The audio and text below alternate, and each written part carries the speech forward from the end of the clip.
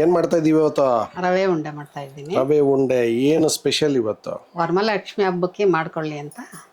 Okay, Varamahalakshmi ಹಬ್ಬ ಪ್ರಯುಕ್ತವಾಗಿ ಮಾಡ್ಕೊಳ್ಳೋಂಥ ರವೆ ಉಂಡೆ, ತೋರಿಸ್ತಾ ದೇವರಿಗೆ ಇದ್ದೀವಿ. ನೈವೇದ್ಯಕ್ಕೆ ಇಡೋದಕ್ಕೆ ಮಾಡೋಂಥ ರವೆ ಉಂಡೆ. ರವೆ ಉಂಡೆ. ಓಕೆ, ಸೂಪರ್ ಆಗಿರೋದು ರವೆ ಉಂಡೆ ಮಾಡಕ್ಕೆ ಹೋಗ್ತಿದ್ದೀವಿ ಇವತ್ತು. ಹಾಂ. Very nice. ಏನೇನು ತೊಗೊಂಡಿದ್ದೆ ರವೆ ಉಂಡೆ ಮಾಡೋಕ್ಕೆ? ಓಕೆ, ದ್ರಾಕ್ಷಿ, ಗೋಡಂಬಿ, ಒಣಗಿದ ಕೊಬ್ಬರಿ 1 ಕಪ್ಪು, ಆಮೇಲೆ ಸಕ್ಕರೆ 1 ಕಪ್ಪು, ಓಕೆ, ಸಿರೋಟೆ ರವೆ 1 ಕಪ್ಪು, ಚಿರೋಟಿ ರವೆ, ಆಮೇಲೆ ಏಲಕ್ಕಿ ಪುಡಿ, ಓಕೆ, ಆಮೇಲೆ ತುಪ್ಪ. ಅದನ್ನ ದ್ರಾಕ್ಷಿ ಗೋಡಂಬಿಗೆ ತುಪ್ಪ ಹಾಕ್ಕೊಂಡು ಹುರ್ಕೊಂಡು. ಓಕೆ, ರೆಡಿ ಮಾಡಂಗಾದ್ರೆ ಹಾಕ್ತಾ ಇದ್ದೀನಿ ರವೆ ಹುರ್ಕೊಳಕ್ಕೆ. ನಿಮಗೆ ಕೆಂಪಗಾಗಬೇಕಾಯ್ತು? ಹಾಂ, ಸ್ವಲ್ಪ ಕೆಂಪಗಾದ್ರೆ ಚೆನ್ನಾಗಿರುತ್ತೆ ಟೇಸ್ಟ್. ಕೆಂಪಗಾಗಿದೆ ಇಳಿಸ್ತಾ ಇದ್ದೀನಿ. ಓಕೆ,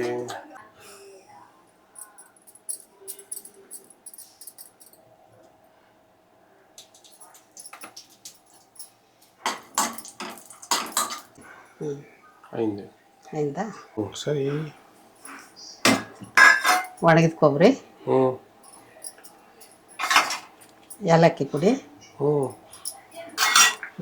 ಸಕ್ಕರೆ ಸ್ವಲ್ಪ ಪುಡಿ ಮಾಡ್ಕೋಬೇಕು. ಪುಡಿ ಮಾಡಿರೋ ಸಕ್ಕರೆ ಹಾಕ್ತಾ ಇದ್ದೀನಿ. ಓಕೆ, ಪುಡಿ ಮಾಡಿದ್ರೆ ಚೆನ್ನಾಗಿ ಮಿಕ್ಸ್ ಆಗುತ್ತೆ. ಚೆನ್ನಾಗಿರುತ್ತೆ. ಇನ್ನು ಕರಿ ಅನ್ನಲ್ಲ, ಬಾಯಿಗೆ ಕರಿಯಾಗಿ ಸಿಗೋದಿಲ್ಲ, ಸಿಕ್ಕಲ್ಲ. ಐಟಮ್ ಅಂತ ಪುಡಿ ಅಂದ್ರೆ ಬಾಗುಂಟಲ್ಲ. ಹಾಲು ಹಾಕ್ಬೇಕು ಇದಕ್ಕೆ? ಹಾಲು ಹಾಕಿದ್ರೆ ಚೆನ್ನಾಗಿರುತ್ತೆ ತಿನ್ನಕ್ಕೆ ಟೇಸ್ಟ್ ಆಗಿ. ಓಕೆ, ಮಿಕ್ಸ್ ಮಾಡ್ತೀನಿ. ತುಂಬ ಬೇಗ ಆಗೋಗುತ್ತಲ್ವಾ? ಬೇಗ ಏನು ಟೈಮ್ ಹಿಡಿಯಲ್ಲ. ಆಯ್ತು, ಎಲ್ಲ ತುರ್ಜಿ ಇಟ್ಕೊಂಡು ಇಟ್ಕೊಂಡಿದ್ರೆ ರೆಡಿ ಮಾಡ್ಕೋಬೇಕಷ್ಟೇ. ಉಂಡೆ ಕಟ್ಟೋದು ಬೇಬಿ ಒಂದು 10 ಮಿನಿಟ್ಸ್ ಮ್ಯಾಕ್ಸಿಮಮ್, ಒಂದು 10 ನಿಮಿಷದಲ್ಲಿ ಆಗೋಗುತ್ತೆ ಇದು.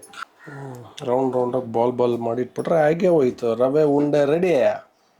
ತಗೊಳಪ್ಪ, ಇಷ್ಟೊಂದು ಸ್ಪೀಡಾಗಿ ಮಾಡುವಂಥ ಒಂದು ಸ್ವೀಟ್ ಡಿಶ್ಶು ದೇವರಿಗೆ ನೈವೇದ್ಯ ಇಡೋದಕ್ಕೆ ವರಮಹಾಲಕ್ಷ್ಮಿ ಹಬ್ಬಕ್ಕೆ ನೀವು ಇದನ್ನು ಮಾಡ್ಕೋಬೋದು.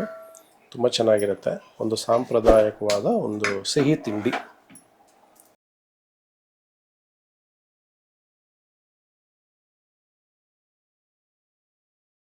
ರವೆ ಉಂಡೆ ರೆಡಿನಾ? ರೆಡಿ. ಸೂಪರ್ ಆದ ರವೆ ಉಂಡೆ ವರಮಹಾಲಕ್ಷ್ಮಿ ಹಬ್ಬಕ್ಕೆ ಪ್ರಯುಕ್ತವಾಗಿ ಸ್ವೀಟ್ ಡಿಶ್ ಮಾಡ್ಕೊಳ್ಳೋವಂಥದ್ದು. ಸೂಪರ್ ಆಗಿರೋ ರವೆ ಉಂಡೆ ನೀವು ಮಾಡ್ಕೊಳ್ಳಿ.